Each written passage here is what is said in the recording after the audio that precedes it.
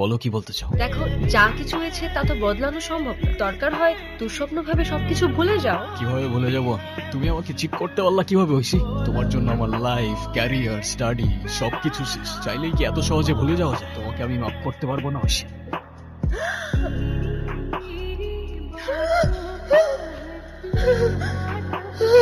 তোমাকে আমি মাফ করতে পারলাম না।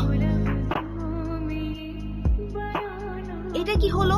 ছেলেটা কিভাবে মেয়েটাকে মেরে ফেললো? ছেলেটা তো মেয়েটাকে ভালোবাসতো। তাহলে ছেলেটার কি করা উচিত ছিল? ক্ষমা করে দিয়ে আরেকটা সুযোগ দিয়ে সবকিছু নতুন করে শুরু করা উচিত ছিল। আমিও প্রথমে তাই ভেবেছিলাম, তারপর ভাবলাম শিরক তো সৃষ্টিকর্তাও মাফ করে না, আর আমি তো সামান্য, আমি করি কি করে?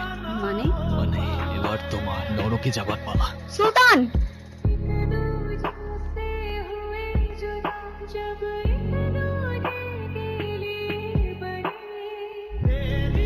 লজ্জা লাগে না আপনার? দুইটা মার্ডার করছে, এবার আর বাঁচতে পারবে না। স্যার, একজন লোক আসছে আপনার সাথে দেখা করার জন্য। কে আসছে দেখা করার জন্য? কে? এটা সুলতান আমাদের ক্লায়েন্ট, আর এটা সুলতানের পেলর।